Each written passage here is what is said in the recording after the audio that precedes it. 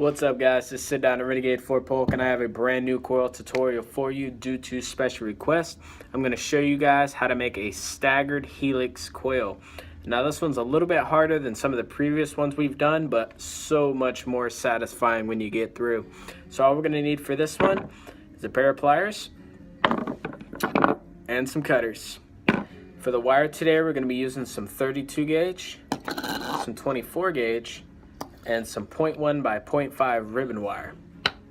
And that's all we're gonna need for this build. We're not gonna need a swivel, but you will need a drill. So what I've went ahead and done here is I've straightened out 4 evenly length pieces of 24 gauge, and we're gonna use these for a thing called your frame. That's what's gonna go outside of your 6 pieces of ribbon wire here.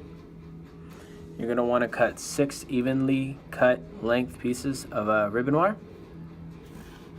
And what we're going to go ahead and do is we're going to go ahead and get these 4 pieces of 24 gauge, and we're going to go ahead and twist them into 2 strands of twisted. So we'll go ahead and get this in the drill, and we'll get this coil started. So what I went ahead and did is I got 2 pieces of our 24 gauge, and you're going to want to put a slight L-shaped bend in them right there to go ahead and put them in the chuck of our drill. So what we'll do is we'll go ahead and twist up these 2 pieces real quick, and then we'll go ahead and put our ribbon wire together. So let's twist these up real quick, and we'll get a close-up on it so you can see what it looks like.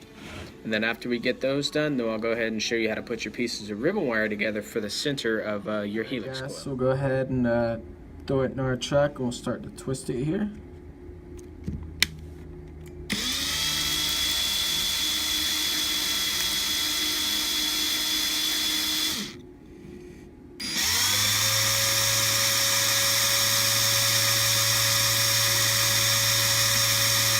You want to twist it just to the point before it actually starts getting that that little curve in the wire, and right about here is what you're going to be looking for. So we'll go ahead and come up here and just snip that off. So we'll just go ahead and come right up here and snip that off, and we'll go ahead and twist our other one for you real quick. So I'll do that, and then we'll get started on the ribbon. So you want to go ahead and grab those 6 strands of ribbon wire we had earlier, and what we're going to do is we're going to stack those one on top of each other.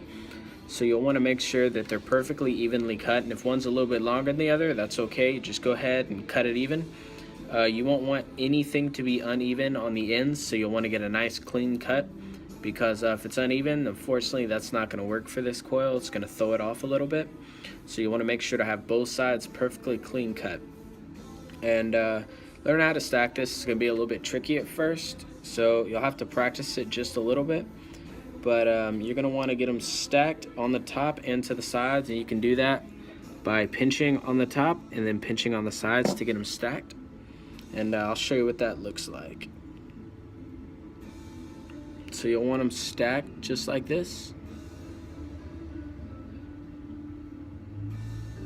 And then what we'll do is we'll go ahead and I personally use another piece of ribbon wire, and we'll go ahead and secure that down.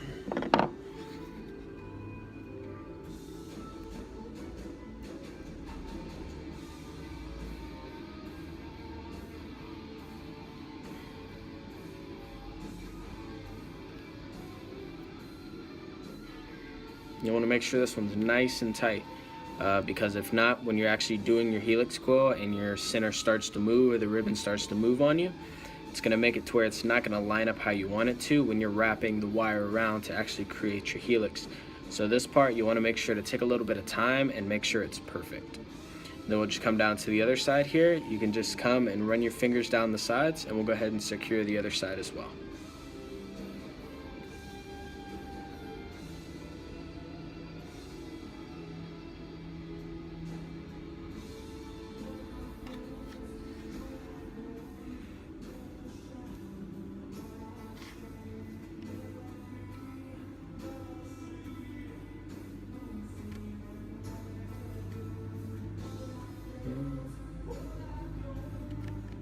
Alright, so let me go ahead and get this secured, and we'll come back real quick and I'll show you how to put your frames on. Now we got both of those sides secured down. I'm going to go ahead and grab those 2 pieces of braided that we did here. And you're gonna want your ribbon to stick out just a little bit past it. So go ahead and cut them down to size for your ribbon. Leave about 1/4 of an inch of ribbon sticking out of it. And a really important part on this is however you wrap them, you're gonna want them to line up. So if you wrap them both like this, you're gonna want them to stay like this. You're not gonna want to do it with one the opposite direction. And you'll see why a little bit later on in the video when we actually start to wrap the wire around. So let's go ahead and do this real quick.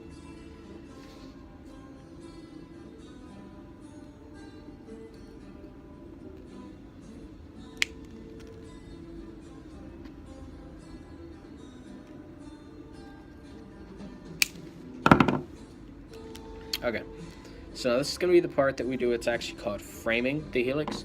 And so for your ribbon, you're not going to want it to lay down. You're going to want it to be sitting on its side where you can actually see all 6 strands when we do this.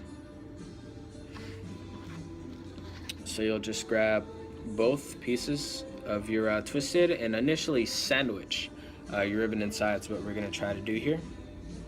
And then you're going to do the same thing that we just did when we were securing down your ribbon wire. We're going to get another piece of wire and go ahead and sandwich all those together.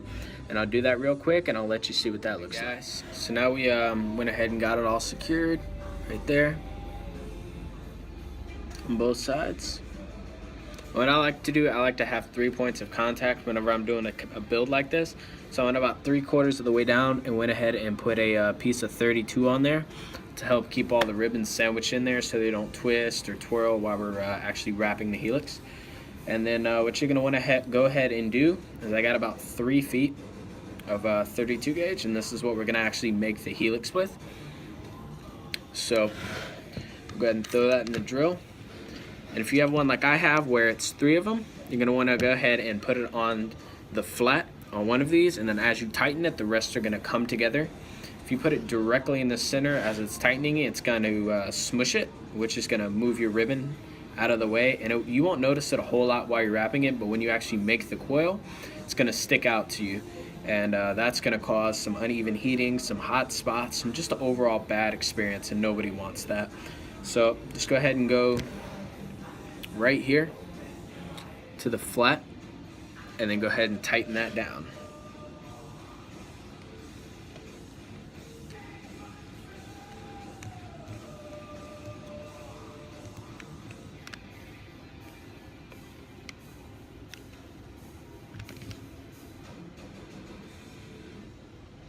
All right. Now if you got that tightened down, you're going to want to head and get that 32 gauge we were talking about and insert that right on top of it.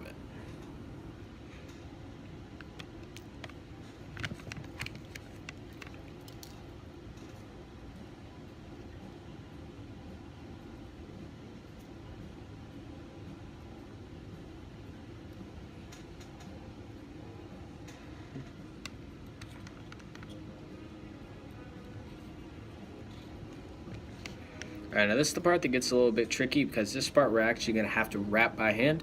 So I'll go ahead and get a close-up on this so you can see how I'm wrapping it, and then we'll talk about your spacing in between to make sure that you get an even heat all the way through when you're actually firing, guys. So as you can see, we got our twisted, and we have our ribbon sandwiched nicely in between there. So this part we're actually going to have to do by hand, and what you're going to want to do is I counted up 3. 1, 2, 3, and you're going to go ahead and put it in the actual groove of your twist here, and you're going to want to keep that nice and tight. So what I like to do is after I've gotten it in the groove, I like to push down a little bit to really sink it in there, and then we'll count the same 1, 2, 3, and then we'll go ahead and do the same thing, really sink it. All right. Like I said, I like to push down a little bit. And you're going to do that all the way down the length. And if you get it to where your ribbon starts to come out a little bit or anything like that, it's okay. Just go ahead and grab your pliers and just gently flatten it back out. And then get another one in there. And if it comes out a little bit like what's here, it's all right. Just pull forward and then let it sink back in. All right. And I'm gonna go ahead and finish this out real quick, and we'll come back and I'll show you what it looks like whenever it's done. And we'll go ahead and throw it on RDA, see what it ohms out at, and see how it does, guys. So as you can see, we went ahead and wrapped down the length of the wire.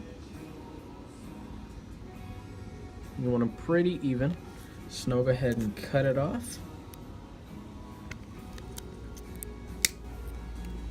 And after this, I'll go ahead and show you how to wrap it.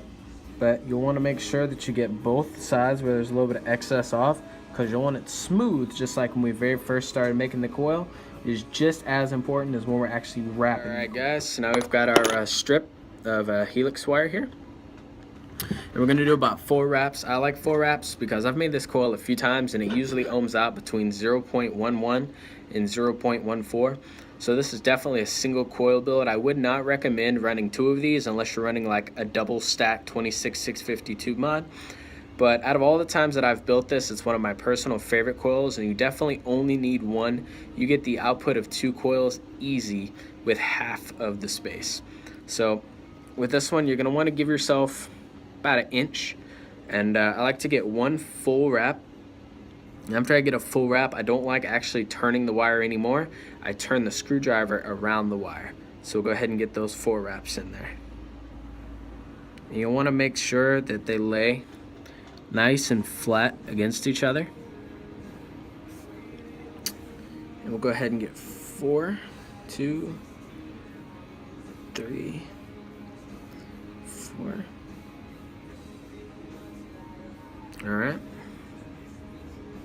So now we'll go ahead and cut this off, and I'll throw it in an RDA real quick, and we'll see how it does. We'll give it a little bit of a test, see what you think. If you have any questions or anything after, feel free to drop a question in the link box below, or go to the Renegade Fort Polk page and go ahead and send us a message.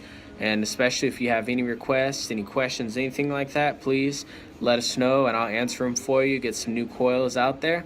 So let me go ahead and grab an RDA real quick and we'll throw it in there and we'll do a ramp up and cloud test for you. So let's go ahead and get this coil in there and see what we got. I'm using the iJoy Maxo and a phenotype.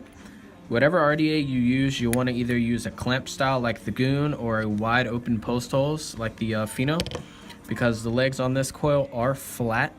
So you'll want to have enough room to be able to get those in there. I found the phenotype for me works really well, or like I said, if you have a Goon or another one with a nice wide open post hole, you'll be great. So let's go ahead and get this in there real quick, tighten these down, and then we'll give it a test and we'll see how it does. So we got it in there, so let's go ahead and do the ramp up test. As you can see, the ramp up time on this coil is pretty non-existent. It's a really, really, really fast, smooth ramp up time.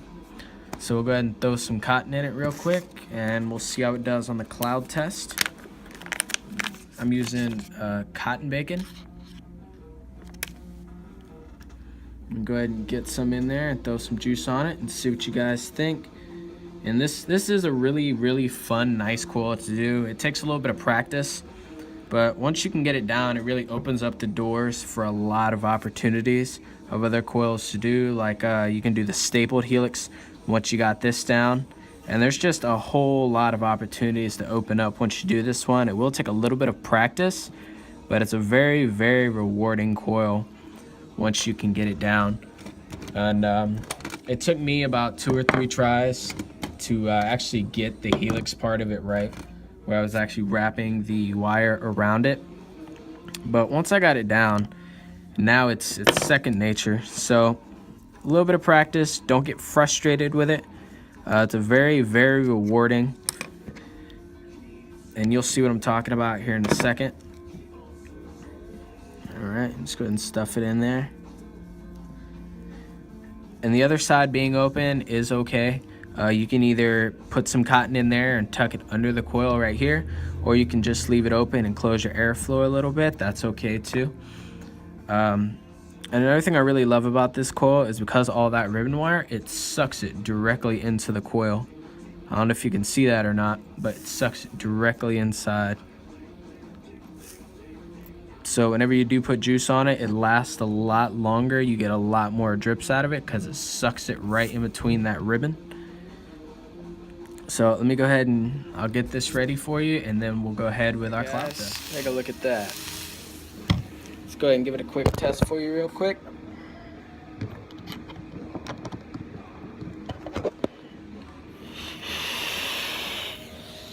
Amazing vapor. I hope you all enjoyed this tutorial. This is Sid from Renegade Vapes. You'll have many more coming. Happy Helix building.